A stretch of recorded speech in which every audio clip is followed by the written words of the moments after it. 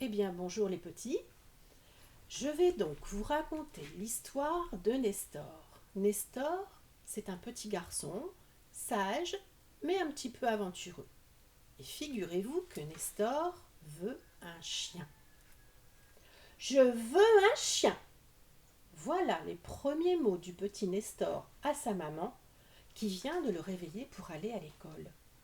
D'abord, bonjour Nestor.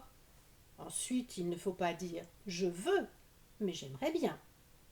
Et d'ailleurs, qui t'a mis cette idée en tête? Un chien?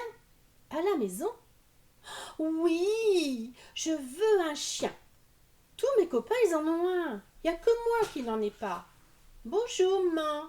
Dis, tu veux bien? Insiste Nestor. Ce qui a pour effet d'agacer un peu maman. Nestor a remarqué qu'elle est souvent agacée en ce moment, mais ça ne l'empêche pas de continuer. Je veux un chien. Ah, Nestor, sois gentil. Lève-toi maintenant. D'accord, mais je veux un chien. Écoute, Nestor, tu arrêtes immédiatement avec cette histoire de chien. Ça suffit. Tu files à la cuisine, prends ton petit déjeuner. Et n'oublie pas qu'aujourd'hui, c'est la répétition pour la fête de Noël à l'école. Il ne faut pas que tu sois en retard, vous devez tous essayer vos costumes.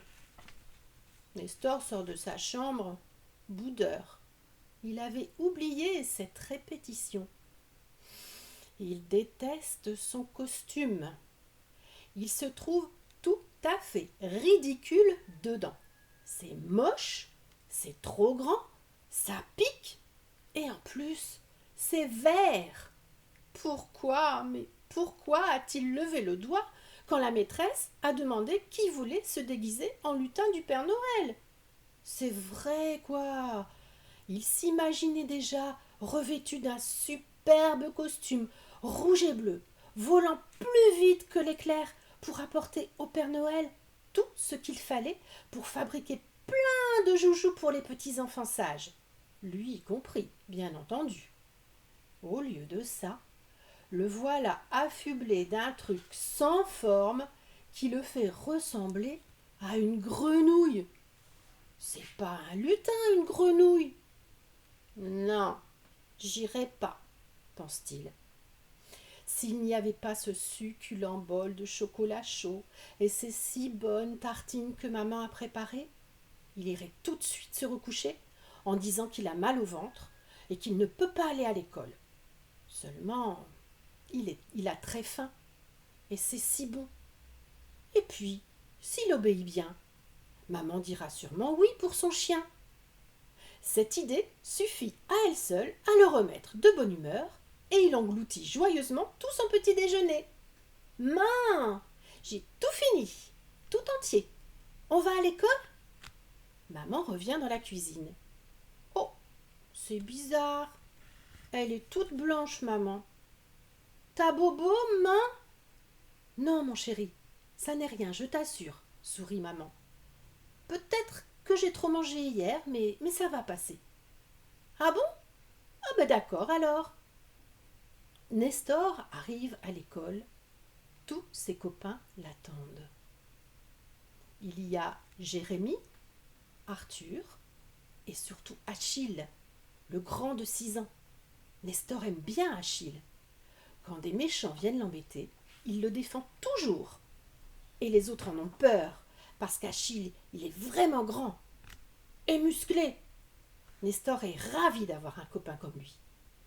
D'ailleurs, c'est parce qu'Achille a un chien que Nestor en veut un lui aussi, pour faire pareil. Jérémie a un petit chat. C'est mignon, mais c'est pas un chien. Arthur a un hamster.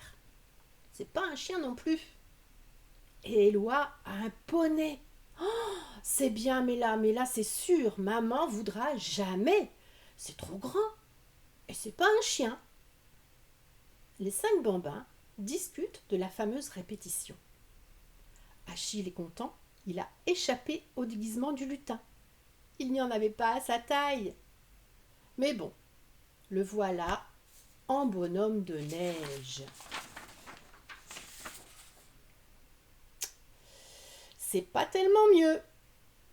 Il fait chaud dans le costume et c'est dur de marcher avec. Plus d'une fois, Achille s'est retrouvé sur le derrière et il a fallu que la maîtresse vienne l'aider pour se relever. Jérémie, Arthur et Éloi, eux, ils ont de la chance. Ils font les enfants qui dorment. Ils ont juste à mettre leur plus beau pyjama. Facile. Alors, c'est vrai qu'il se moque un peu du lutin et du bonhomme de neige. À demain.